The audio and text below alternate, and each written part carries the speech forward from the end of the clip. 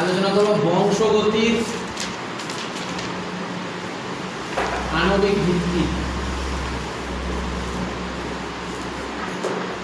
খুবই ইম্পর্টেন্ট একটা চ্যাপ্টার, বংশগতির আণবিক ভিত্তি। আগে আমরা অলরেডি মেন্ডেলের চ্যাপ্টারটা বংশগতি প্রকরণ করেছি। সেই চ্যাপ্টারে আমরা দেখার চেষ্টা করেছি যে কোনো একটা জনিত্রী থেকে যখন অপত্য তৈরি হয়, কোনো একটা প্যারেন্টাল জনু থেকে যখন আমরা অপত্য বা ডটার পাই, এবার সেই অবস্থায় দেখা যায় তার মধ্যে একটা বিশেষ বৈশিষ্ট্য ট্রান্সফার হওয়ার চেষ্টা করে। ঠিক আছে, এবার একটা বিশেষ, যেটাকে মেন্ডেলের পরিভাষায় আমরা বলেছিলাম ফ্যাক্টর। ফ্যাক্টর বলেছিলেন মেন্ডেল, বলেছিলেন ফ্যাক্টর, যে যেটা পরপর বংশ পরম্পরা আমরা ট্রান্সফার করার চেষ্টা করি। পরবর্তী ক্ষেত্রে সেটাকে জিন রূপে রিপ্রেজেন্ট করা হয়েছে। এবার সেই জায়গাগুলোতে আগের চ্যাপ্টারগুলোতে আমরা নর্মালি দেখার চেষ্টা করতাম যে কিভাবে একটা বৈশিষ্ট্য জনিত্রী থেকে অপত্যতে পায়, জাস্ট সেটুকুতেই সীমাবদ্ধ ছিলাম। মানে সেটাকে আমরা ক্লাসিক্যাল জেনেটিক্সের মধ্যে সীমাবদ্ধ রেখেছিলাম, যে বিভিন্ন চেকার বোর্ড করে আমরা দেখার চেষ্টা করেছিলাম যে কী হতে পারে, কোন কোন কম্বিনেশন হতে পারে, সেগুলো সমস্ত স্টাডি হচ্ছে। কিন্তু এই চ্যাপ্টারটাতে কিন্তু বুঝতেই পারছো, চ্যাপ্টারের নাম হচ্ছে বংশগতির আণবিক ভিত্তি। তার মানে মলিকুলার বেসিস অফ ইনহেরিটেন্স, যে এইবার আমাকে মলিকুলার লেভেলে গিয়ে স্টাডি করতে হবে যে আদৌ যে যে জিনিসটা ট্রান্সফার হয় সেটা তার গঠন কেমন, কিভাবে ট্রান্সফার হয়, সেই বিষয়গুলোর দিকে আমাদের জোর দিতে হবে। তার মানে সোজা বাংলা কথা, ওটা হচ্ছে ক্লাসিক্যাল জেনেটিক্সের মধ্যে পড়ছে, আর এটা হচ্ছে মলিকুলার বেসিস অফ ইনহেরিটেন্সের মধ্যে পড়ছে, যেটা আমরা মলিকুলার লেভেলে স্টাডি করবো। আর একটা কথা বলে রাখি, এটা কিন্তু অবশ্যই আগেও বলেছিলাম যে নিচের খুবই ইম্পর্টেন্ট চ্যাপ্টার, এবার ওয়েটেজ খুব থাকে। আগের চ্যাপ্টারটাও বংশগতি প্রকরণ এবং বংশগতির আণবিক ভিত্তি, দুটো মিলে অনেক কোশ্চেন থাকে। ঠিক আছে, না করেও 15টা কোশ্চেন আশা করতেই পারো। ঠিক আছে, দুটো চ্যাপ্টার মিলে, বা না করেও 12-13টা কোশ্চেন আসবেই। তো এইবার আমাকে জানতে হবে যে জনিত্রী জনু থেকে অপত্য জনুতে যেটা ট্রান্সফার হবে তার কি গঠন, কি কেমন কি হতে পারে, সেই বিষয়গুলোর দিকে আমাদের জোর দিতে হবে। ওকে, এইবার সবার আগে আমি মনে করাই সার্টেন এবং গোভেরির কথা। বংশগতির ক্রোমোজোমীয় তত্ত্ব, বংশগতির ক্রোমোজোমীয় তত্ত্ব মনে করছে সার্টেন এবং গোভেরি, আগের চ্যাপ্টারে আলোচনা করেছিলাম। উনি বলেছিলেন যে ওনারা যে জিন ক্রোমোজোমের উপর অবস্থিত। ঠিক আছে, জিন ক্রোমোজোমের উপর অবস্থিত, যে বংশগতির ধারক এবং বাহক যেটা, সেটা কোথায় অবস্থিত? ক্রোমোজোমে অবস্থিত। অলরেডি এটুকু আমরা প্রমাণ হয়ে গেছে যে নিউক্লিয়াস, কোষের মধ্যে নিউক্লিয়াস থাকে, নিউক্লিয়াস একটা বড় জায়গা দখল করে থাকে। এবার অন্ততপক্ষে এটুকু প্রমাণ হয়ে গেছে যে সাইটোপ্লাজমীয় কোনো অংশে যে বংশগতির ধারক বাহক সেটা নেই, অন্ততপক্ষে ক্রোমোজোমের মধ্যে আছে, ক্রোমোজোমের মধ্যে আছে। এই কথাটা অলরেডি প্রমাণিত আমাদের। ঠিক আছে, পরবর্তী ক্ষেত্রে আরেকটু যখন গবেষণায় করছে, এইবার এখানে একটু জানার বিষয় আছে যে এই ক্রোমোজোমের মধ্যেও আমরা স্টাডি করেছি যে ক্রোমোজোম কী কী দিয়ে তৈরি হয়। ক্রোমোজোম তৈরি হয় ডিএনএ নিয়ে আর নিউক্লিক অ্যাসিড দিয়ে, এই দুটোর সমন্বয়, প্রোটিন দিয়ে। নিউক্লিক অ্যাসিড, ডিএনএ মানেই তো বুঝতে পারছো ডিঅক্সিরাইবোনিউক্লিক অ্যাসিড, তার মানে ওর ডিএনএ এবং প্রোটিন। ক্রোমোজোমের মধ্যে কী কী থাকে? ডিএনএ থাকে এবং প্রোটিন থাকে। এইটুকু মোটামুটি আমার প্রমাণিত হয়ে গেছে। তাহলে এইবার কথা হচ্ছে যে তাহলে যে জিনিসটা ট্রান্সফার হচ্ছে, যে একটা সত্তা যেটা বংশ পরম্পরায় আমরা ট্রান্সফার করি, প্রত্যেকটা জেনারেশন ধরে ধরে যে ট্রান্সফার হয়ে এসছে, সেটা কে বহন করে, সেই জিনিসটাকে কে বহন করে, এই কথাটা তোমাকে জানতে হবে। যে বহন, তুমি বলছো ক্রোমোজোমের মধ্যে আছে, এবার ক্রোমোজোমের মধ্যে তো ডিএনএও আছে, প্রোটিনও আছে। এমনকি আমরা আরও পরবর্তী ক্ষেত্রে এগিয়েছে যে আরএনএ কেউ জেনেটিক ম্যাটেরিয়াল হিসেবে রিপ্রেজেন্ট করে থাকে। কেউ বলে থাকে যে আরএনএও হতে পারে। আরএনএ প্রথম দিকে তো পৃথিবীতে, এটা নিয়ে অনেক কন্ট্রোভার্সি আছে যে আরএনএ প্রথম পৃথিবীতে এসছে না ডিএনএ এসছে, এই নিয়েও প্রচুর কন্ট্রোভার্সি আছে। তো আরএনএও হতে পারে, তখন একটা ঝামেলা লাগলো যে আমার যে বংশগতির ধারক এবং বাহক, সেটাকে আমরা যাই বলি না কেন, মেন্ডেল বলেছেন ফ্যাক্টর, জিন, যাই হোক না কেন, সেই জিনিসটাকে কে বহন করছে, তার উপরে সে আছে, এই জিনিসটাকেই এই চ্যাপ্টারের মেইন বিষয়বস্তু আমাকে জানতে হবে। এই চ্যাপ্টারে এর উপরে আমাকে সবচেয়ে বেশি জোর দিতে হবে যে কে জেনেটিক ম্যাটেরিয়াল, ঠিক আছে, ডিএনএ, প্রোটিন না আরএনএ, এই তিনটে জিনিসের উপরে গবেষণা এগোচ্ছিল। এই তিনটে জিনিসের উপর আমরা জোর দিচ্ছিলাম যে জেনেটিক ম্যাটেরিয়াল হিসেবে আমরা কাকে রিপ্রেজেন্ট করবো। বুঝতে পারলাম কেসটা? এটা হচ্ছে মেইন বিষয়বস্তু। আগের চ্যাপ্টারটা কিন্তু মোটামুটি সার্ফেসে আমরা ক্লাসিক্যাল জেনেটিক্স স্টাডি করছিলাম, এক্সটার্নাল স্টাডি হচ্ছিল, ফিনোটাইপ স্টাডি হচ্ছিল, ফিনোটাইপ স্টাডি করে আমরা দেখার চেষ্টা করছিলাম যে কী কম্বিনেশন আসতে পারে। কিন্তু এবার কিন্তু আমাকে মলিকুলার লেভেলে ইন্টারনাল সিস্টেমে আমাকে ঢুকে যেতে হবে। এবার টোটাল ইন্টারনাল সিস্টেমে ঢুকে আমাকে স্টাডি শুরু করতে হবে। বোঝা গেল? তো অলরেডি এর থেকে একটাই কোশ্চেন অ্যারাইজ করলো যে জেনেটিক ম্যাটেরিয়াল কে, ডিএনএ, প্রোটিন না এই তিনজনের মধ্যে কন্ট্রোভার্সি। অন্তত কার্বোহাইড্রেট, লিপিড এগুলোকে আমি বাদ দিয়ে দিলাম, ঠিক আছে, কারণ কোষের মধ্যে তো অনেক উপাদান থাকে, কার্বোহাইড্রেট থাকে, প্রোটিন থাকে, লিপিড থাকে, নিউক্লিক অ্যাসিড থাকে। নিউক্লিক অ্যাসিডের মধ্যে আবার ডিএনএ অথবা আরএনএ কে আমাকে জানতে হবে। ক্লিয়ার?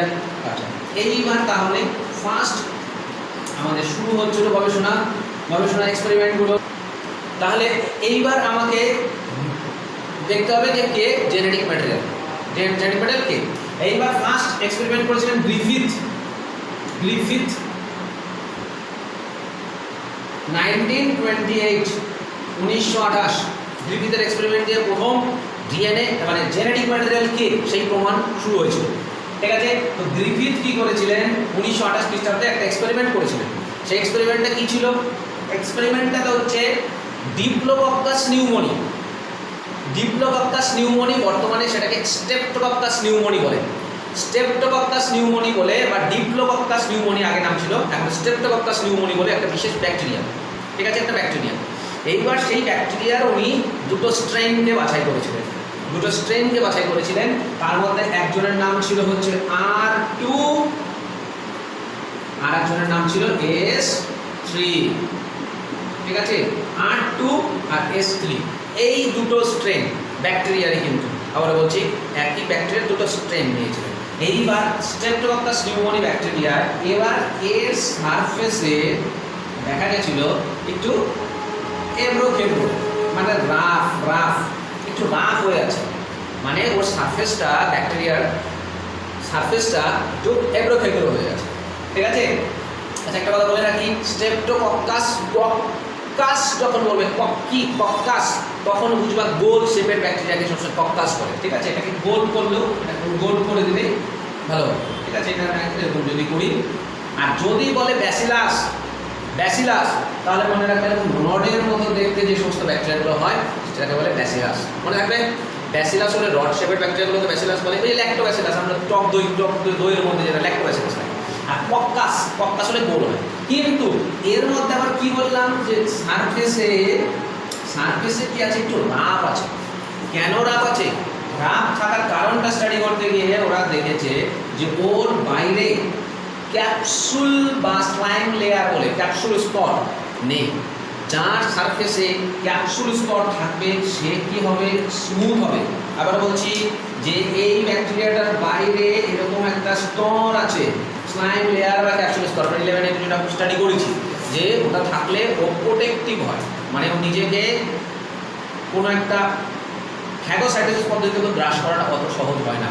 ধরো কথা বলছি, কোনো একটা ব্যাকটেরিয়া আমাদের শরীরের মধ্যে ঢুকলো, আমরা কি তাকে পারমিট করবো যে আসো ভাই অ্যাটাক করো?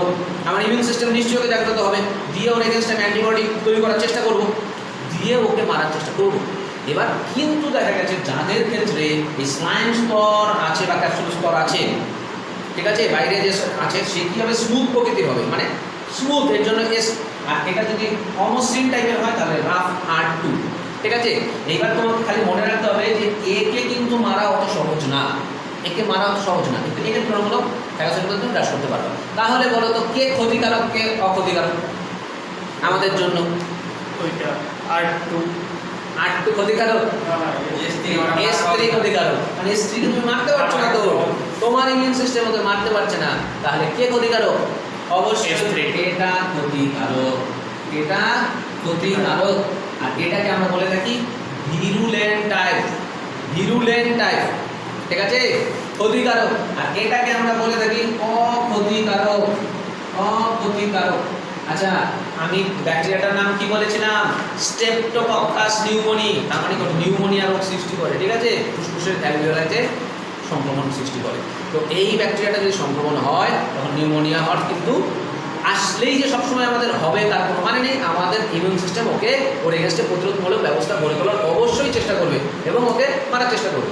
কিন্তু দুটো স্ট্রেনের মধ্যে একটা স্ট্রেন কিন্তু আমাদের জন্য ক্ষতিকারক, এটা আমাদেরকে মানে নিউমোনিয়া রোগ সৃষ্টি করতে পারে, আর এ পারে না কেন? আমাদের ডব্লিউবিসি ওকে ফ্যাগোসাইটোসিসে গ্রাস করার চেষ্টা করে। ওকে, এইবার উনি কী করলেন? এই দুটো টাইপটা আগে বাছাই করে নিলেন। এইবার কি করলেন? এক্সপেরিমেন্টটা তো মানুষের উপরে তার করা যাবে না, কারণ মানুষ মরে গেলে দেখবা এই যে আমাদের ভ্যাকসিনের যে ট্রায়ালগুলো হচ্ছে, ভ্যাকসিনের ট্রায়াল ফার্স্টের দিকে কিন্তু ধীরে ধীরে ধীরে ধীরে চলছে, ইঁদুর তারপরে বাদর হয়ে আলটিমেটলি তারপরে মানুষের হচ্ছে। তো এক্সপেরিমেন্টটা ফার্স্টে করতে গেলে ইঁদুরের উপরে ম্যাক্সিমাম এক্সপেরিমেন্টগুলো হয়। তো গ্রিফিথও কী করেছিলেন? ইঁদুরের উপরে এক্সপেরিমেন্টটা করেছিলেন।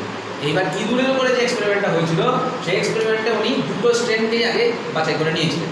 এরকম লিকুইড মিডিয়ামের মধ্যে ব্যাকটেরিয়াগুলো রাখা থাকে, সেটা সিরিঞ্জে নিয়ে উনি ইনজেক্ট করেছিলেন। তাকে? ইঁদুরকে। এইবার কি হলো? এই দুটো কিন্তু মনে রাখবা, R2 অক্ষতিকারক বা আভিরুলেন্ট, আর এটা ক্ষতিকারক বা ভিরুলেন্ট। ঠিক আছে?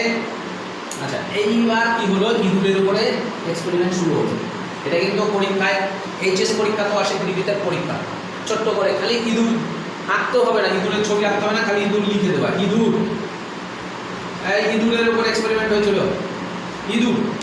ইঁদুরের শরীরে প্রথমে তুমি কাকে প্রয়োগ করলা? প্রথমে তুমি R2 প্রয়োগ করলা। প্রথমে R2 প্রয়োগ করলা, ইঁদুরের শরীরে R2 ইনজেক্ট করে দিলাম। ইঁদুরটা কি মরবে? না, ইঁদুর কিন্তু মরবে না। ইঁদুরের ডব্লিউবিসি ওকে প্রোটেক্ট করার চেষ্টা করেছে, R2 ব্যাকটেরিয়াটাকেই মেরে ফেলেছে। তখন এটাকে আমি বলবো এ জীবিত। ইঁদুর কি থাকে? জীবিত। আচ্ছা, এবার আমি কি প্রয়োগ করলাম? S3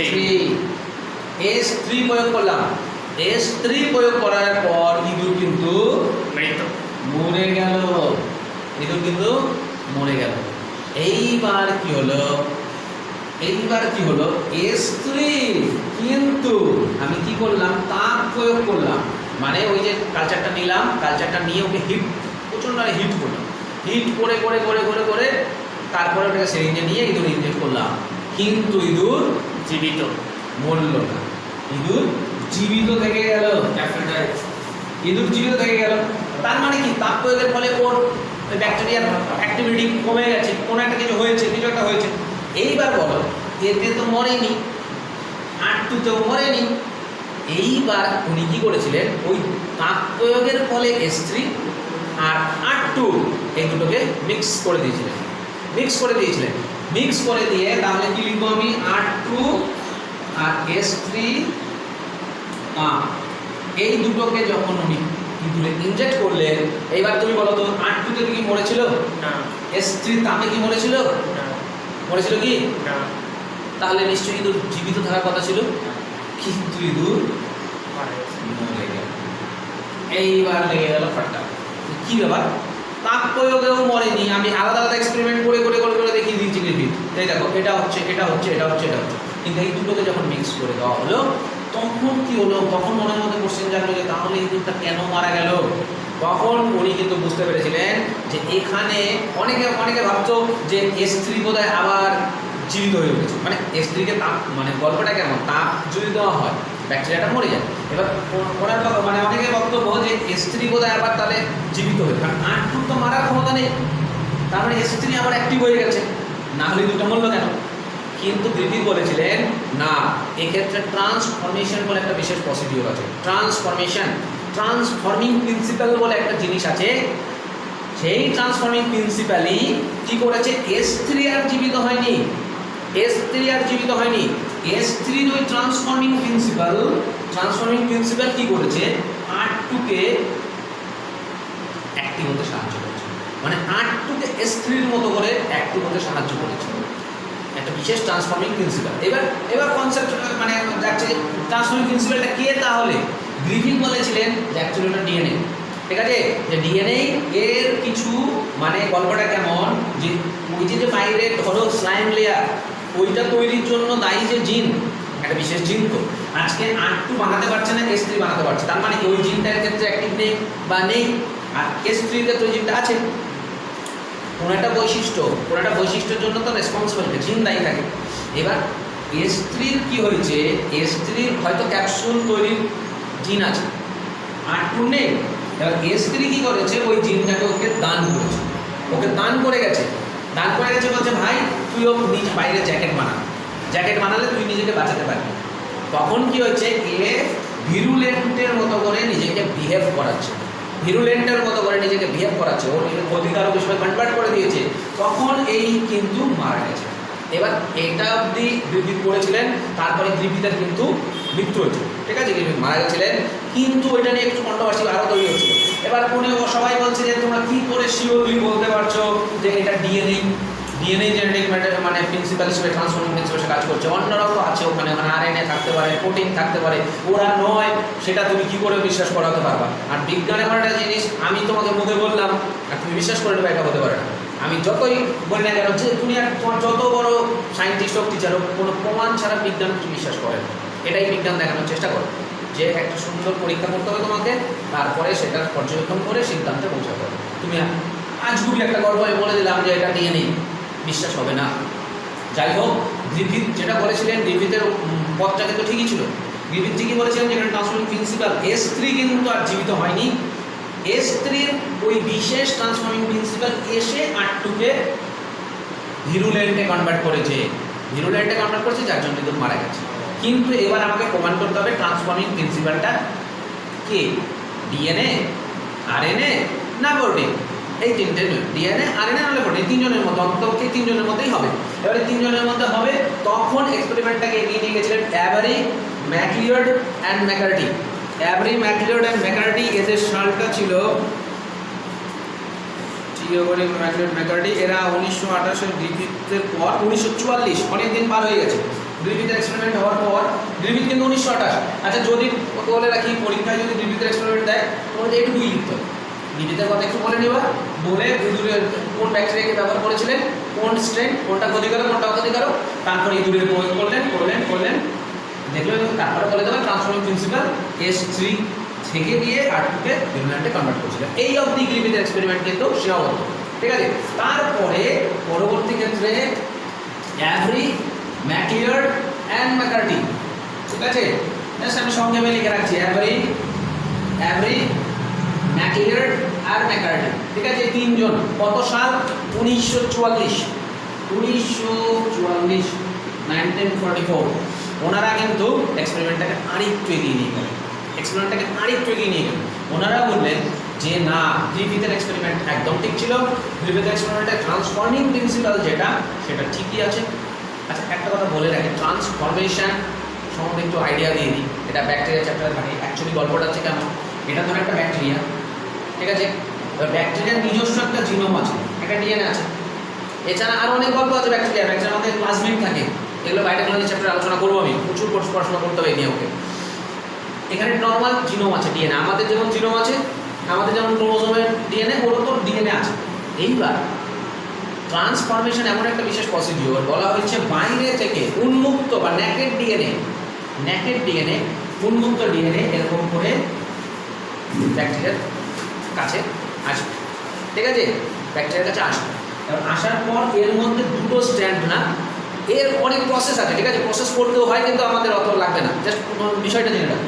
দুটো স্ট্র্যান্ডের মধ্যে একটা স্ট্র্যান্ড ভেতরে ঢুকতে পারবে আর একটা ডাইজেস্ট হয়ে যায়, ঠিক আছে, একটা স্ট্র্যান্ড ভেতরে ঢুকবে, ঢোকার পর এখান থেকে এটাকে একটু ডিজলভ করবে, মানে ওই ব্যাকটেরিয়ার নিজস্ব জিনোম, সেখানে ডিজলভ করার পর ওটা কাটিং করে বের করে দেবে, ওই জায়গাতে এই ডিএনএটা জুড়ে যাবে। তাতে কী হবে, হেটারোডুপ্লেক্স তৈরি হবে, ঠিক আছে, যে ওর মধ্যে হেটারোজাইগোসিটি আসবে, একটা ফরেন ডিএনএ আসলো, কিছুটা জেনেটিক চেঞ্জ হবে। আমরা যেটা ক্রসিং ওভার করে করার চেষ্টা করি, আমরা কী করি, ক্রসিং মিওসিস আমাদের ক্রসিং ওভার হলে আমাদের নর্মালি কি জেনেটিক সেগমেন্ট আমরা চেঞ্জ করার চেষ্টা করি, কিন্তু এক্ষেত্রে এটা একটা প্রসেস ট্রান্সফরমেশন। আরও একটা প্রসেস আছে ট্রান্সডাকশন, ওটা পরে বলছি, ওটা হচ্ছে ব্যাকটেরিওফেজের মাধ্যমে আসে, ওটা পরে এক্সপেরিমেন্টে আমি যাচ্ছি। আচ্ছা, এইবার ট্রান্সফরমেশনে কি হলো, ট্রান্সফরমেশন এবার বলতে এখানে ট্রান্সফরমেশন হয়েছে, এইবার আমাদের কথা হচ্ছে ট্রান্সফরমেশনটা কে করিয়েছে। এইবার তুমি বলো, আমি তিনজনকে সন্দেহ করছি, একটা ধরে গেলে একটা কাজ হচ্ছে, তিনজনের মধ্যে কেউ একটা করেছে কাজটা। এবার একটা হচ্ছে ডিএনএ, একটা হচ্ছে আরএনএ, একটা হচ্ছে প্রোটিন। এবার এই তিনজনের মধ্যে কে করছে, এইবার একইভাবে ওনারা ওই গ্রিফিথ যেরকম এক্সপেরিমেন্ট করেছে ওইভাবে এগিয়ে নিয়ে গেছিল যে নর্মালি ধরো ওই ভিরুলেন্ট যেটা সেটাকে হিট ফিক্স করেছিল, হিট ফিক্স করে তাপ দিয়ে দিয়ে মেরেছিল, তারপরে ওটাকে ভিরুলেন্টের সাথে মিক্স করেছিল, ভিরুলেন্টের সাথে ভিরুলেন্টের সাথে মিক্স করেছিল, মিক্স করার পর তার মধ্যে এইবার একটা একটা করে এনজাইম প্রয়োগ করা হচ্ছে। প্রথমে উনি কি করলেন, প্রোটিয়েজ বলে একটা এনজাইম প্রয়োগ করলেন, প্রোটিয়েজ। এইবার ধরো কথা বলছি, তোমরা তিনজনের মধ্যে আমি সন্দেহ করছি যে কোনো একটা কাজ এখানে হচ্ছে, এই তিনজনের মধ্যে কেউ একজন করেছে।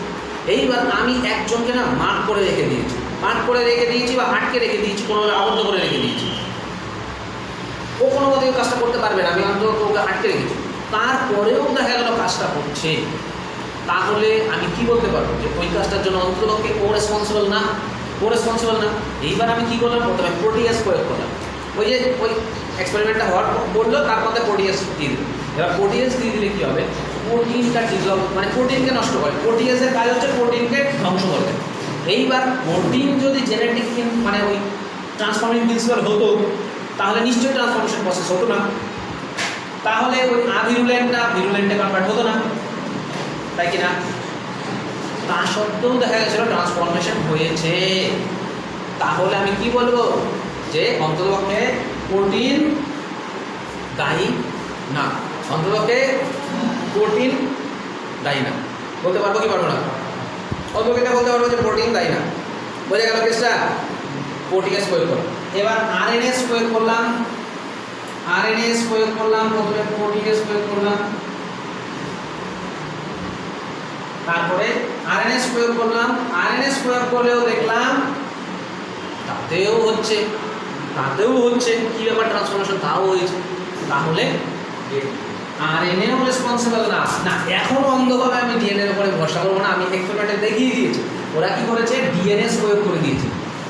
এবার ডিএনএস যখন প্রয়োগ করা হয়েছে, ডিএনএস প্রয়োগ করাতে দেখা গেছে ট্রান্সফরমেশনটা হয়নি। তখন আমি ট্রুলি বলতে পারছি যে এই ট্রান্সফরমেশনের জন্য ট্রান্সফর্মিং প্রিন্সিপাল হিসেবে কে রিপ্রেজেন্ট করা হচ্ছে, কাকে রিপ্রেজেন্ট করলাম আমি? অবশ্যই ডিএনএ। তখন থেকেই প্রমাণিত হলো DNA as genetic material. DNA genetic material হিসেবে বিহেভ করে। কিন্তু এর এক্সপেরিমেন্টালের সর্বোচ্চ প্রুফ হিসেবে আমরা হার্শে অ্যান্ড চেজের এক্সপেরিমেন্টটাকে দেখি, সেটা দেখবো আমরা হার্শে এবং চেজ। ঠিক আছে, ওই এক্সপেরিমেন্টটাকে আমরা সর্বোচ্চ হিসেবে ধরি। এই জায়গাটাতে মোটামুটি এই জিনিসগুলো বলা হয়।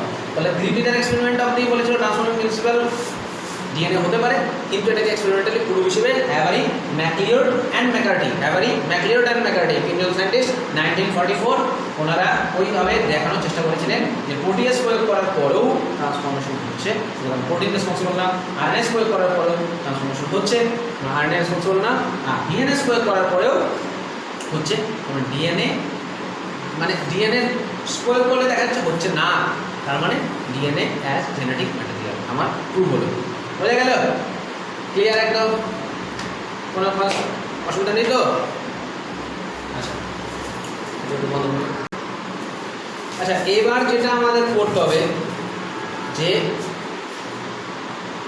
আরও একটা এক্সপেরিমেন্ট, হার্শে অ্যান্ড চেজ।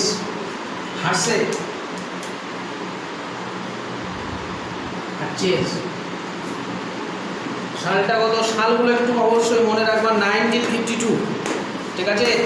এই 1952 এই সালে এনারা এক্সপেরিমেন্টটা করেছিলেন। এটার গল্প বলতে গেলে আবার আর একটা গল্পে আগে একটু আবার 11-এর কিছু মনে করতে হবে। কি? এই একটা ব্যাকটেরিয়াকে অ্যাটাক করে ব্যাকটেরিওফাজ কিন্তু ভাইরাস। আমরা ছোটবেলায় পড়তাম, এই একটা উপকারী ভাইরাসের নাম বলো তো, ব্যাকটেরিওফাজ বা ব্যাকটেরিওফেজ। ঠিক আছে, এই ব্যাকটেরিওফাজ সবসময় মনে রাখবা, ওই যে ড্যাঙাচির মতো দেখতে হতো, এরকম মনে পড়ছে? হ্যাঁ, এইরকম দেখতে হতো। এই ব্যাকটেরিওফাজ ও কি করে, ও ব্যাকটেরিয়াকে অ্যাটাক করে, এবার ব্যাকটেরিয়াকে মারে। তার জন্য ব্যাকটেরিয়া আমাদের ক্ষতি করতে পারে না, এর জন্য আমরা বলি উপকারী ভাইরাস। মানে মানুষ হচ্ছে স্বার্থপর জীব, আমাদের ক্ষতি করছে না, একে মারুক, তাদের কোনো ব্যাপার না, এর জন্য নাম দিয়েছি উপকারী ভাইরাস। কিন্তু ব্যাকটেরিয়ার যে কত বড় সর্বনাশ করছে সেটা দেখলে বুঝতে পারবো, ভয়ঙ্কর সর্বনাশ করে দিচ্ছে ব্যাকটেরিয়াকে। তো এ মোটেই উপকারী ভাইরাস না, কিন্তু যেহেতু ব্যাকটেরিয়াকে মারছে এর জন্য আমরা বলছি উপকারী ভাইরাস। বোঝা গেল? এবার এর গল্পটা কেমন? এর গল্পটা হচ্ছে একটা ব্যাকটেরিয়ার তুলনায় একটা ব্যাকটেরিওফাজ অনেক অনেক অনেক গুণ ছোট, অনেক গুণ ছোট। বুঝতেই পারছো, ভাইরাসেস আর ভাইরাসেস বিকজ দেয়ার ভাইরাসেস, ঠিক আছে? ক্ষুদ্রাতে ক্ষুদ্র ব্যাকটেরিয়ালকে ফিল্টার করা যায়, এইরকম বিশেষ ফিল্টারের মধ্যেও ভাইরাস ইজিলি পাস করে। বুঝতে পারছো তাহলে কতটা ক্ষুদ্রাতে ক্ষুদ্র?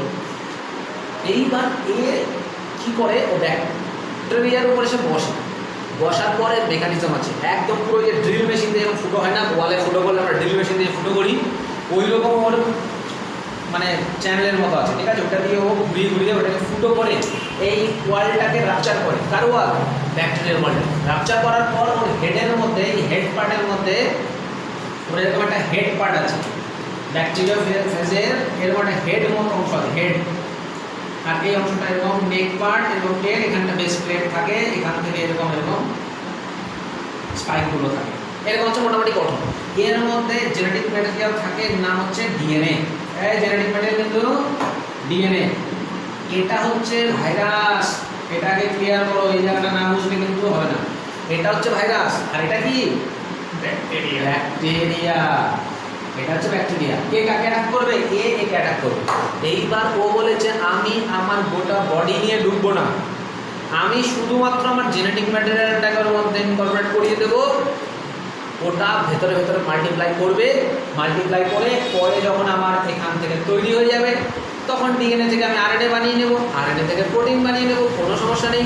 দিয়ে আমার বডি বানাবো, এই বডির পার্টগুলো যেগুলো বাইরে রেখে এসেছিলাম সেটাকে ভেতরেই বানিয়ে নেব, বানিয়ে আমি ওখান থেকে রাপচার করে বেরিয়ে যাব, রাপচার করে আমি বেরিয়ে যাব, রাপচার করে বেরিয়ে যাব। আমি আমার একটা ঢুকলে ওখান থেকে 5,000 10,000 ব্যাকটেরিয়া আমি বের করে নেব, কোনো সমস্যা নেই, আমার বংশ ঠিক থাকবে। তো বলছে ঠিক আছে, তাহলে আমার গোটা বডির খোলকটা আমি বাইরে রাখবো, শুধু ইনজেক্ট করে দেবো ডিএনএ পার্টটা, ডিএনএ পার্টটাকে ইনজেক্ট করে দেবো। তারপরের গল্প কী হবে না হবে পরে দেখেন।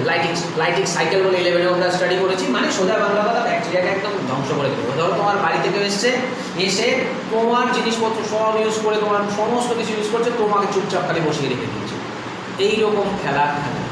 এর নাম হচ্ছে ব্যাকটেরিওফাজ। বোঝা গেল?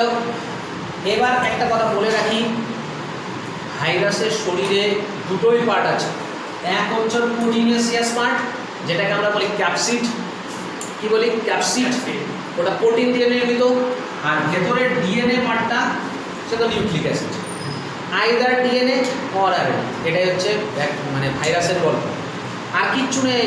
ওর সাইটোপ্লাজমীয় অংশ, এই সেই কত কী গল্প আমরা পড়ি সেলের, ওগুলো কিচ্ছু নেই। এর জন্য আমরা বলি ভাইরাস হচ্ছে অকোষীয়। ভাইরাসই হয়। আচ্ছা, এইবার এর থেকে এইটুকু কথা, এতগুলো কথা বলার আমরা একটাই কারণ, যে এর মধ্যে দুটো অংশকে আমাকে আইডেন্টিফাই করতে হবে। একটা অংশের নাম হচ্ছে ক্যাপসিড, যেটা হচ্ছে প্রোটিন, আর একটা পার্টের নাম হচ্ছে ডিএনএ, নিউক্লিক অ্যাসিড, ডিএনএ। হ্যাঁ, মানে লিপিডকে ডিসলভ করে। করোনা ভাইরাস তো আর একটু ডেঞ্জার, আরএনএ ভাইরাস, ঠিক আছে? করোনা ভাইরাস কিন্তু আরএনএ ভাইরাস, এটা ডিএনএ ভাইরাস। করোনা হলো ডিএনএ ভাইরাস, কিন্তু ভদ্র ভাইরাস। আরএনএ ভাইরাসগুলোই ডেঞ্জার হয়। HIV RNA virus, influenza RNA virus, এটা এই করোনা। HIV কি হয়েছে? আরএনএ ডিএনএ না, ওরা রিভার্স ট্রান্সক্রিপশন করে ডিএনএ বানায়, কিন্তু অরিজিনালি হচ্ছে আরএনএ ভাইরাস। আর এখানে ডিএনএ আরএনএ মানে আরএনএ থেকে আবার ডিএনএ হচ্ছে। আর ও প্রোটিন বানানোর জন্য ডিএনএ থেকে আরএনএ তৈরি করে। এই শোনো, এইবার একটু ভালো করে এইবার বোঝো যে এর মধ্যে জেনেটিক ম্যাটেরিয়াল ছিল, আমি কাকে ঢোকাবো? ডিএনএ কে ঢোকাবো। এইবার কি করা হয়েছে? এই ব্যাকটেরিওফেজ ও কিন্তু একা একা নিজে বাঁচতে পারবে না। ওকে যদি বলো তুমি বাইরে কালচার করে গ্রো করাবো, হবে না। ওকে ওই ব্যাকটেরিয়ার মধ্যে থেকেই গ্রো করাতে হবে। বুঝতে পারলা? ব্যাকটেরিয়ার মধ্যে থেকেই গ্রো করাতে হবে। এইবার হার্সে এবং চেজ ওনারা এক্সপেরিমেন্ট করেছে। কী করেছে? প্রথমে একটা ব্যাকটেরিয়াকে নিয়েছে, নেওয়ার পর ব্যাকটেরিয়াকে নিয়ে ব্যাকটেরিওফেজ দিয়ে অ্যাটাক করিয়েছে। অ্যাটাক করানোর পর ওর ভেতরে যা ঢুকেছে, কে ঢুকেছে অন্য কেউ তখন জানে না, ওরা জানে না। ডিএনএও ঢুকতে পারে, প্রোটিনও ঢুকতে পারে, কে ঢুকেছে আমি জানি না। এইবার ওই কালচারটাকে, এটাকে নিয়ে এই ব্যাকটেরিয়ার কালচার মিডিয়াম পেট্রি ডিশের মধ্যে মাইক্রোবিয়াল কালচার তৈরি করা যায়, এক্সপেরিমেন্ট করা যায়। ওই যে এগার এগারের নাম শুনেছিলাম না, এগার এগার ওই এগার এগার এর মধ্যে দিয়ে দিয়ে দিয়ে দিয়ে এর মধ্যে পুষ্টি পদার্থ দিয়ে দেওয়া হয়, ব্যাকটেরিয়া গ্রো করে। এইবার একটু মজার বিষয়, এখানে উনি কি করেছে S35 গ্রো করাচ্ছে। এই আমাকে কথা বলো তো, সালফারের নর্মাল আইসোটোপ কত? সালফারের নর্মাল আইসোটোপ কত? হ্যাঁ, সালফার নর্মাল আইসোটোপ কত? 32, তাই কি না? কিন্তু ওনারা কি করেছে, তেজস্ক্রিয় আইসোটোপ ব্যবহার করেছে, তেজস্ক্রিয় আইসোটোপ ব্যবহার করেছে, S35 ব্যবহার করেছে। কেন? এটা মার্কিং করার জন্য, মার্ক করার জন্য। মানে সোজা বাংলা, এই কালচার মিডিয়ামের মধ্যে S32 না দিয়ে ওনারা S35 দিয়েছে। তাহলে তুমি বলো, যদি কোনো পার্টি যেখানে যেখানে প্রোটিন দরকার, এখানে আরেকটা কথা বলতে হবে, প্রোটিনে মনে রাখবা, প্রোটিনে সালফার থাকে, ফসফরাস থাকে না, এটা একটু বলে রাখি। প্রোটিনে কি থাকবে? সালফার থাকবে, ফসফরাস থাকবে না। আর ডিএনএতে ফসফরাস থাকবে না, ফসফরিক অ্যাসিড, ফসফরাস থাকবে, সালফার থাকবে না। এই কথাটা মনে রাখ, এটা মনে রাখতে হবে। এর জন্যই উনি এই দুটোকে বাছাই করেছিল, সালফার দিয়েছিল আর প্রোটিন দিয়েছিল। এইবার S32 জায়গায় S35 দিয়েছে। এবার বলো তো, S35 যেখানে দেওয়া হয়েছে, যদি কোথাও প্রোটিন থাকে তাহলে সেখানে সালফারগুলো চলে যাবে। তোমাকে যদি আমি বাজে খাবার দিই, তোমার শরীরের মধ্যে বাজে খাবার ঢুকবে, তোমাকে যদি ভালো খাবার দিই, তোমার শরীরে ভালো খাবার, তাই কি না? এবার আমি S32 খেতে না দিই, ওকে খেতে দিয়েছি হচ্ছে S35, তাহলে কি ওর মধ্যে S35 পাওয়া যাবে। আচ্ছা, আর একটা এক্সপেরিমেন্ট উনি করলেন, আবার এরকম একটা ব্যাকটেরিয়া ফেজ আক্রমণ হয়েছে, সেটাকে আবার কালচার করে গ্রো করিয়েছেন। তাকে গ্রো করিয়েছেন এমন একটা কালচার মিডিয়ামে যার মধ্যে উনি ফসফরাসের পি নর্মাল আইসোটোপ কত? 31, P31 নর্মাল আইসোটোপ 31, তা না দিয়ে উনি দিয়েছিলেন P32, এটাই দিয়েছিলেন 32 জায়গায় 35, এটা দিয়েছিল 31 এর জায়গায় 32। এবার ফসফরাস, রেডিও অ্যাক্টিভ ফসফরাস দিয়েছে, এবার তুমি বলো, যেখানে যেখানে ডিএনএ এর ফসফরাস আছে সেখানে কোন ফসফরাস ঢুকবে? এটা ঢুকবে না এটা ঢুকবে? 32, অবশ্যই 32 ঢুকবে, তেজস্ক্রিয় অ্যাসিড ঢুকবে, অবশ্যই তেজস্ক্রিয় অ্যাসিড ঢুকবে। এটুকু বোঝা গেল না? ক্লিয়ার হলো? এইবার কি করেছে উনি, এই S35 এ গ্রো করা ব্যাকটেরিয়া ফেজ, মানে ব্যাকটেরিয়াগুলো কালচারগুলোকে আইসোলেট করেছে, P31 এ সেখান থেকে আইসোলেট করেছে, করে সেখান থেকে উনি ডিএনএকে আচ্ছাদিত করে আইসোলেট করে সেন্ট্রিফিউজ করে দেখার চেষ্টা করছে যে কোথায় রেডিও অ্যাক্টিভ আইসোটোপ শো করছে, সেই জায়গাটাকে দেখানোর চেষ্টা হচ্ছে। এইবার তুমি বলো তো, এবার একটু ঠান্ডা মাথায়,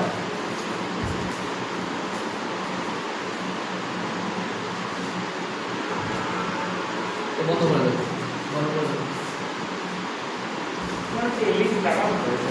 আচ্ছা এখানে এইবার কি করা হয়েছিল, S35 অলরেডি মার্ক হয়ে গেছে, S35 এটা দিয়ে আক্রান্ত ব্যাকটেরিয়া ফেজ দ্বারা আক্রান্ত ব্যাকটেরিয়াগুলোকে আলাদা করা হলো, আর P32 দ্বারা আক্রান্ত ব্যাকটেরিয়াগুলোকে আলাদা করা হলো।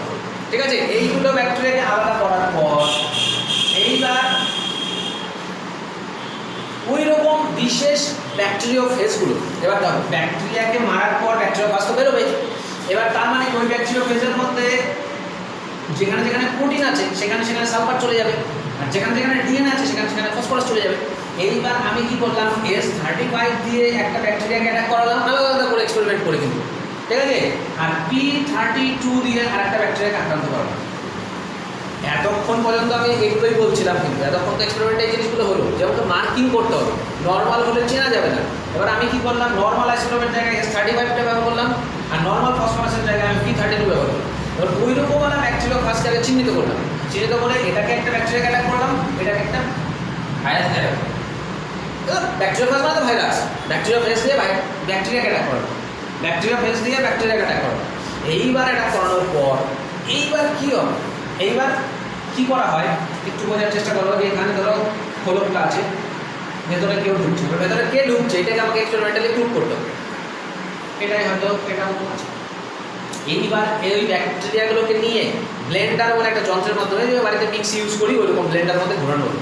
ঘোরানোর একটা উদ্দেশ্য যে বাইরের সারফেসে যদি কোনো ওই ক্যাপসিডগুলো লেগে লেগে থাকে, ধরো কিছু এসে বসেছে এর ধারের উপরে, ভেতরে ঢুকে গেছে, যা ঢোকা ঢুকে গেছে, আর সারফেসে এগুলো আটকে আছে, আমি চাই না সারফেসে ওগুলো আটকে থাকুক, সারফেস থেকে ওগুলো যেন ছিটকে ছিটকে বেরিয়ে যায়, তার জন্য ব্লেন্ডারে ঘোরানো হচ্ছে। ব্লেন্ডারে ঘুরিয়ে ওটাকে ফেলে দেওয়া হলো, তারপরে সেন্ট্রিফিউজ করা হলো। এবার সেন্ট্রিফিউজ করলে এবার এরকম সেন্ট্রিফিউজ করা হলো, এই জায়গাটা দেখা যাচ্ছে, সেন্ট্রিফিউজ করা হলো। এইবার সেন্ট্রিফিউজ করলে ভারী জিনিস কী হবে, নিচে থিতিয়ে পড়বে, হবে কি হবে না? আর উপরে যেটা জমে থাকবে সেটাকে সুপারনেটেন্ট বলবো, উপরে সুপারনেটেন্ট, এখানে উপরে হালকা যে উপরে থাকবে, আর নিচে যে ভারী সে নিচে থাকবে, নিচে ভারী পার্টিকেলগুলো পড়বে। এইবার আমাকে মেইন দেখতে হচ্ছে যে আদৌ ভেতরে যে প্রবেশ করেছে সেই তো জেনেটিক ম্যাটেরিয়াল, এবার সেটা কি প্রোটিন না ডিএনএ, এটাই আমি তো প্রুভ করার জন্য এগোচ্ছিলাম। এইবার তুমি বলো এর বাইরে যদি খোলকটা আটকে থাকে ব্লেন্ডার করলে পড়ে যাবে। এবার বলো তো ব্যাকটেরিয়া ফেজ ভারী না ব্যাকটেরিয়া ভারী? ব্যাকটেরিয়া ব্যাকটেরিয়া ভারী, ব্যাকটেরিয়া সাইজ বড়, তাহলে ব্যাকটেরিয়া নিচের দিকে জমা হবে, তাই কিনা? ব্যাকটেরিয়া নিচে জমা হবে, নর্মাল কনসেপ্ট, ব্যাকটেরিয়া ভারী নিচে জমা হবে। ব্যাকটেরিয়া ফাজের বডি স্ট্রাকচার যেটা ক্যাপসিড আছে ওটা হালকা, আমি জানি না ক্যাপসিড কি কে, ধরো আছে, ও হালকা, ও উপরে জমা হবে। এইবার দেখা যাচ্ছে যে নিচের দিকে, ভালো করে এই জায়গাটায়, নিচের দিকে রেডিও অ্যাক্টিভিটি শো হচ্ছে, নিচের দিকে রেডিও অ্যাক্টিভিটি শো হচ্ছে কার? P32। নিচের দিকে রেডিও অ্যাক্টিভিটি শো হচ্ছে P32, আর উপরের দিকে রেডিও অ্যাক্টিভিটি শো হচ্ছে S35 এর। S35 এর নিচে ডিএনএ আছে, তার মানে কি নিচে ডিএনএ আছে, কিন্তু তুমি বলবা ডিএনএ তো হালকা, তাহলে ডিএনএ হালকা হওয়া সত্ত্বেও নিচে কি করে গেল?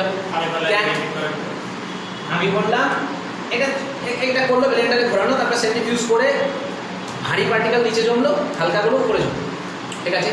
এইবার নিচে যে জমেছে, এবার নিচে দেখা যাচ্ছে রেডিও অ্যাক্টিভিটি শো হচ্ছে, রেডিও অ্যাক্টিভ মানে ওটা ধরো কালার কথা হচ্ছে সবুজ কালার, P32 হচ্ছে সবুজ কালার, এটাকে জাস্ট বলার জন্য বলে দিলাম, এটা বোঝানোর জন্য, এটা ধরো সবুজ কালার আর উপরটা কালো কালার, S35 কালো কালার।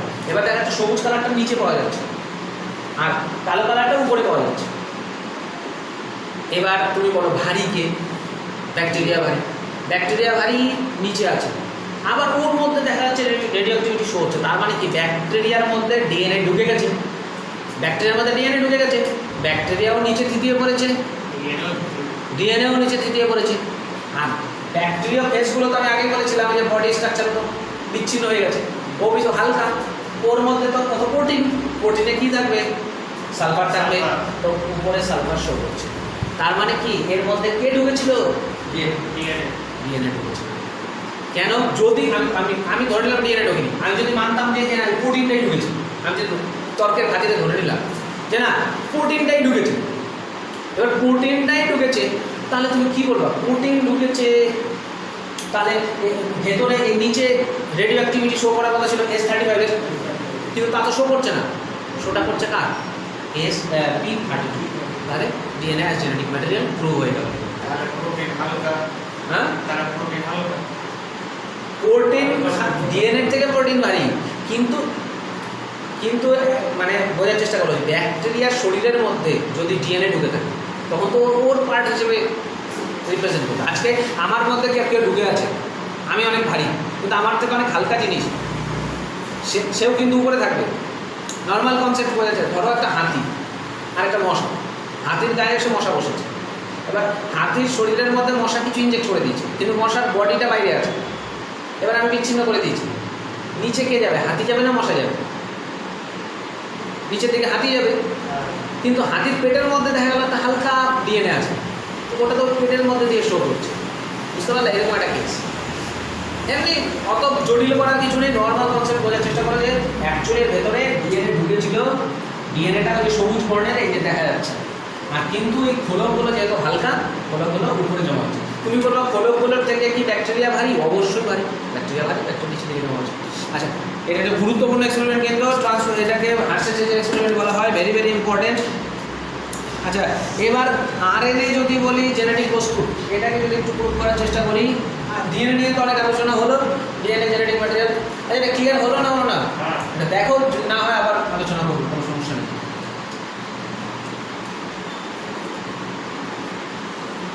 ভারতের এই গুলো অনেকে লাগে, ভারতের এইটা বলতে অনেকে লাগে। হ্যাঁ, ওদের এক্সপেরিমেন্ট করতে অনেক টাইম লেগেছিল, আমরা একটু টাইম ধরে পড়বো।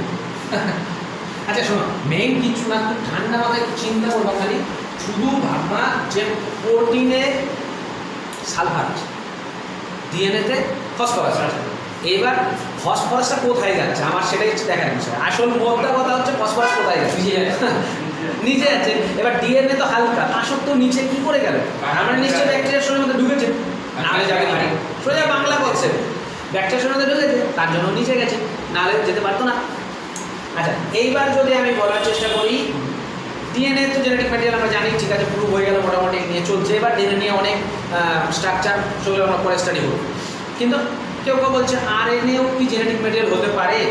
হতে পারে অনেকের ক্ষেত্রে, কারণ যে আরএনএ যুক্ত জেনেটিক ম্যাটেরিয়াল, যার আরএনএ, সে তো আরএনএ ট্রান্সফার করবে না। যেমন আমার টিএমবি ভাইরাস, হ্যাঁ টিএমবি ভাইরাসের নাম শুনেছি আমরা, টোবাকো মোজাইক ভাইরাস, আমার কাছে পাতার রোগ সৃষ্টি করে। আর একটা ভাইরাসের এখানে নাম দেওয়া হচ্ছে, নাম হচ্ছে এইচআরভি, হোমস রিডব্রান্ড ভাইরাস। এইচআরভি মনে রেখে দাও, এইচআরভি, এই দুটো ভাইরাসের কথা মনে করো দুটো। এবার আমি কি এরও আবার বলছি, এরকম হচ্ছে ভাইরাস, ভাইরাসের শরীরে কি থাকে? ক্যাপসিড থাকে, আর ভেতরে জেনেটিক ম্যাটেরিয়াল হিসেবে কিছু থাকে। ধরো কথা বলছি, এটা মানে জাস্ট বোঝানোর জন্য, এর ভেতরে জেনেটিক ম্যাটেরিয়ালটা হচ্ছে সবুজ কালার, এর ভেতরে জেনেটিক ম্যাটেরিয়াল হচ্ছে কালো কালারের। এবার আমি কি করছি? এক্সচেঞ্জ করছি। আমি বলছি ভাই তোর আরএনএটা খুলে বের করলাম, খুলে বের করে তোর শরীরের মধ্যে ঢুকিয়ে দিচ্ছি, আর তোর আরএনএটা দে আমার শরীরে আমার শরীরে। এইরকম ধরো এক্সচেঞ্জ করা হচ্ছে। কিন্তু ফলক যা আছে, ফলকের কোনো, এটা প্রুভ হচ্ছে যে আদৌ জেনেটিক ম্যাটেরিয়ালটা কে, এটা একটা ভালো প্রমাণ। এবার টিএমবির জেনেটিক ম্যাটেরিয়াল বের করেছি, এর শরীরে ঢুকিয়ে দিচ্ছি। এইচআইভির জেনেটিক ম্যাটেরিয়াল বের করেছি, টিএমবির মধ্যে ঢুকিয়ে দিচ্ছি। ঢুকিয়ে দেওয়ার পর এইবার কি করা হয়েছে, ওই রকম আলা বিশেষ এই টিএমবি দিয়ে, টিএমবির মধ্যে কার জেনেটিক ম্যাটেরিয়াল ঢুকেছে? এইচআরভি দিয়ে। এবার এটাকে দিয়ে আমি একটা গাছকে অ্যাটাক করেছি। গাছকে অ্যাটাক করানোর পর দেখা যাচ্ছে ওই গাছটায় যে মানে এফেক্টগুলো প্রকাশ পেয়েছে, ধরো এরকম হচ্ছে পাতা, এরকম হচ্ছে পাতা এবড়ো খেবড়ো হচ্ছে, বা পাতাকে খেয়ে নিচ্ছে, যা এফেক্টটা প্রকাশ পেয়েছে সেটা প্রকাশ পেয়েছে এইচআরভির মতো। কি বললাম? আমি অ্যাটাক করালাম টিএমবি ভাইরাস দিয়ে, কিন্তু এফেক্টটা প্রকাশ করলো এইচআরভির মতো। কেন? কারণ আরএনএ ও তো খালি বাইরের খোলকটা ওর, কিন্তু আসল মালটা তো এর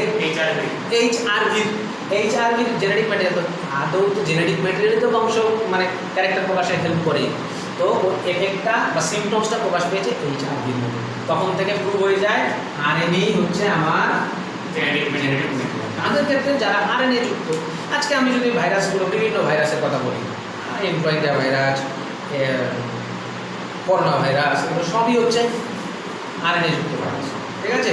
আচ্ছা, একটু বন্ধ করো একটু এই জায়গাটা।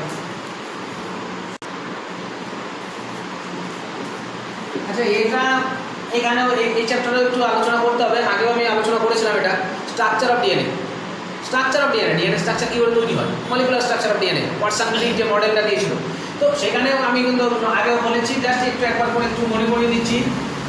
এটা একটা পেন্টোজ শর্করা, এগুলো সব মনে করবে। একটা পেন্টোজ শর্করা হতে পারে ডিঅক্সিরাইবোজ, হতে পারে রাইবোজ, যা কিছু হতে পারে। এবার এখানে OH, এখানে দেখা গেল এরকম আছে, এখানে OH, এখানে এখানে CH2OH।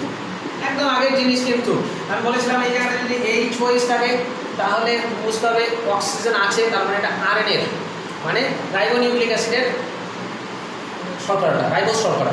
কিন্তু যদি এখানে অক্সিজেন না থাকে, কত নম্বর পজিশনে? 2 নম্বর। এটা 1, এটা 2, এটা 3, এটা 4, এটা 5 নম্বর কার্বনের হিসাব। এটা এক ধরনের ফিউরান বলা হয়, ফিউরান বলা হয়, ফিউরান পাইরান এগুলো আমরা করি বায়োকেমিস্ট্রি চ্যাপ্টারে। আচ্ছা এখানে তোমার মেইন মনে রাখবা, যদি এইচ থাকে তাহলে ডিএনএ। ঠিক আছে, আমি ডিএনএ স্ট্রাকচার এটা এর তলায় এর যদি হুবহু এরকম একটা নিউক্লিওটাইড আর একটা বসাই, ও নিউক্লিওটাইডের কনসেপ্ট বলেছিলাম। পেন্টোজ শর্করা 1 নম্বর হাতের সাথে কে রাখবে? N2S। এদিকে থাকবে ফসফরিক অ্যাসিড H3PO4। এগুলো সব মনে করবে। এবার এরকম আরেকটা নিউক্লিওটাইড বসাবো, কি হবে? এই 3 আর 5 এর মধ্যে একটা বন্ডিং তৈরি হবে, ফসফোডাইএস্টার বন্ড। কিভাবে তৈরি হয় না হয় আগে ভিডিওতে দেখে নেব। ফসফোডাইএস্টার বন্ড, ঠিক আছে? ফসফোডাইএস্টার বন্ড দিয়ে পরপর নিউক্লিওটাইড যুক্ত থাকবে। এরকম করে যদি নিউক্লিওটাইড যুক্ত থাকে তাহলে এরকম একটা চেন তৈরি হবে না? বলো, এরকম একটা চেন তৈরি হবে। এই দিকটা কি হবে? 5 প্রাইম E, এই দিকটা কি হবে? 3 প্রাইম OH। এবার এইদিকে নাইট্রোজেনাস বেসগুলো আছে ATGC ATGC ATGC। এইবার এইদিকে আরেকটা ডিএনএ স্ট্র্যান্ড বানাতে হবে, কিন্তু ওটাকে উল্টে বানাতে হবে, উল্টে দিতে হবে। এইদিকটা 3 প্রাইম, এটা হচ্ছে 5 প্রাইম। হলো। এইবার এখানে ধরো A আছে, তাকে ডাকবা এটি T, G থাকলে GC, C। কিন্তু মনে রাখবা A আর T এর মধ্যে দুটো হাইড্রোজেন বন্ড আর G আর C সিস্টেমে 3টা। ব্যাস। এরকম করতে করতে আমার ডিএনএ স্ট্রাকচার তৈরি হয়ে গেল। এটাকে এবার একটা এরকম হেলিক্সের ফর্মে পেঁচিয়ে পেঁচিয়ে উঠবে। সিম্পল ফর্মে একটা এরকম ময়ের মতো স্ট্রাকচার, ল্যাডার লাইক স্ট্রাকচার এরকম ময়ের মতো, কিন্তু এটা পেঁচিয়ে পেঁচিয়ে পেঁচিয়ে পেঁচিয়ে উঠবে। ঠিক আছে, এটা পেঁচিয়ে উঠবে। এইবার এটাকে যদি আমি দেখার চেষ্টা করি, এরকম একটা কমপ্লিট পাকের মধ্যে, এটাও বলেছিলাম যে কমপ্লিট একটা পাকের মধ্যে বলেছিলাম 10টা করে বেস পেয়ার থাকবে। একটা কমপ্লিট পাক, তার মধ্যে 10টা বেস পেয়ার 10 বিপি, মানে 10টা বেস পেয়ার এডিসি আছে। আর তার দৈর্ঘ্য হচ্ছে কত? 34 অ্যাংস্ট্রম। 34 অ্যাংস্ট্রম। এবার 34 অ্যাংস্ট্রম হচ্ছে 10টা বেস পেয়ার। তাহলে একটা বেস থেকে একটা বেসের দৈর্ঘ্য কত হবে? এই আমরা বলছি, এই জায়গা ধরো A আছে, এদিকে T আছে, এই যে G আছে, এদিকে C আছে, কত কত? যেরকম 10টা আছে, 10টার দৈর্ঘ্য কত? 34। তাহলে একটা থেকে আরেকটা দৈর্ঘ্য মানে দূরত্ব কত হবে? 3.4। 10 দিয়ে ভাগ করে দাও, 3.4 বোঝা গেল? আমার কাছে একটা কোশ্চেন আছে। আচ্ছা, এটা একটু প্রমাণ হলো। এটা মোটামুটি নিউক্লিওটাইড ডিএনএ আরএনএ এগুলো মোটামুটি পড়ে নেব।